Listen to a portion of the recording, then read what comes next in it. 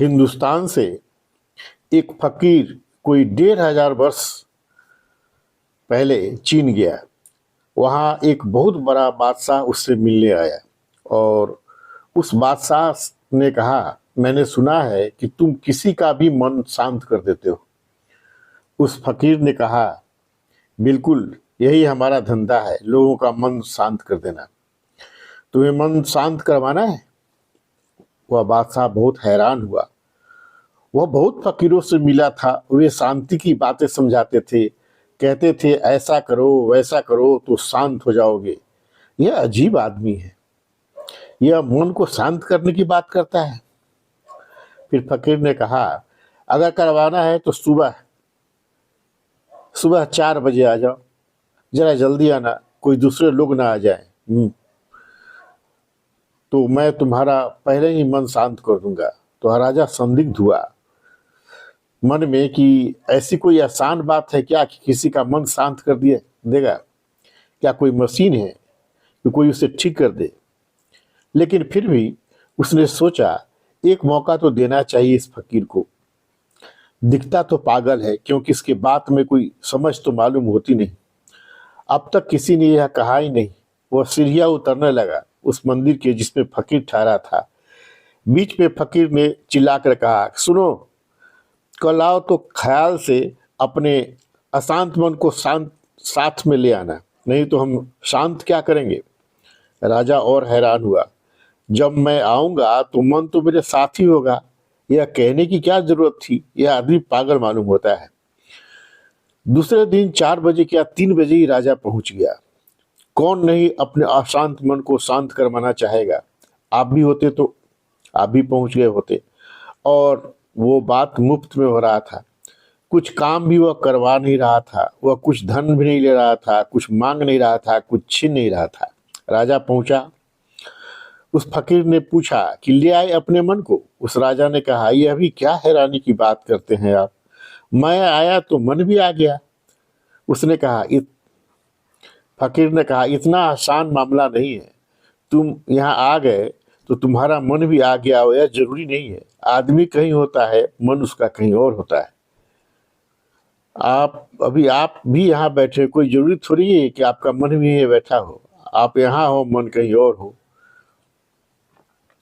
आदत मन की कहीं और रहने की है। तो उस फकीर ने कहा, जरूरी नहीं, आंख बंद करो। उस फकीर के कहने पर उस राजा ने आंख बंद करी। उस फकीर ने कहा, मैं तो देख रहा हूं कि तुम एक जूते की दुकान पर खड़े हो। सच बात थी। राजा रात भर से सोच रहा था, उसके जूते खराब हो गए थे और वह सोच रहा था कि एक जूते के दुकान में जाकर सुबह सुबह जूते खरीद ले।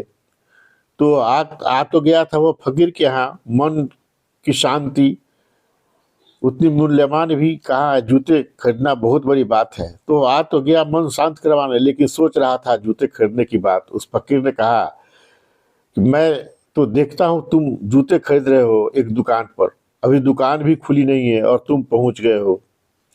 अभी दुकानदार भी नहीं उठा और तुम हाजिर हो। राजा घबराया। उसने कहा, आप कहते तो ठीक है, मेरा मन तो वही चला गया था। उसने कहा, इसलिए मैंने कहा था तुम जब आओ तो मन को साथ लेना। अब तुम मन न ले आए, आंख बंद करो, मन यहाँ आने दो और खोजो मन के भीतर की अशांति कहाँ है। और जैसे ही अशांति पकड़ में आए तो मुझे बता दो, मैं उसे हमेशा के लिए समाप्त कर दूंगा। उस राजा ने आंख बंद बंद की। उस निपट सन्नाटे में सुबह वहां कोई और भी न था। रात थी अभी तो गहरी, अंधेरा था और वह फकीर अद्भुत सामने बैठा था। बिल्कुल अद्भुत फकीर था। और उस फकीर ने हाथ में एक डंडा ले रखा था। उस फकीर ने कहा कि जैसे ही तुमने बताया कि तुम्हारा अशांत मन यहाँ है, मैं उसे डंडे से बिल्कुल ठीक कर दूंगा। पागल आदमी से पाला पड़ गया था राजा को। राजा डरा हुआ आंख बंद करके भीतर भीतर खोजने लगा। उसे आज एक पागल फकीर से पाला पड़ गया था। राजा डरा हुआ था और अंदर ही अंदर अशांति खोज रहा था। वह जैसे जैसे खोजने लगा, वहाँ कोई अशांति पकड़ में नहीं आ रही थी। कोई आधा घंटा या चला होगा। उस फकीर ने डंडे से उस राजा को धक्का दिया और कहा, बहुत देर लगा रहे हो, पकड़ो, कहाँ है अशांत मन? उसने कहा, मैं बहुत मुश्किल में पड़ गया हूँ, मैं उसे खोजने जाता हूँ, वो मिलता नहीं। उस फकीर ने कहा, जाओ, मैंने शांत कर दिया है और तुम्हें कह देता हूँ, अशांति को खोजना, अशांत खोजोगे तो अशांति में विलीन हो जाओगे। अभी तुम जिसे खोजते हो वो कभी मिलेगी नहीं। जीवन में जिस चीज के प्रति भीतर से जाग जाओगे, खोजने लगोगे, तो वो विलीन हो जाएगी। क्योंकि जागे हुए आदमी का मन दिए की ज्योति की तरह होता है।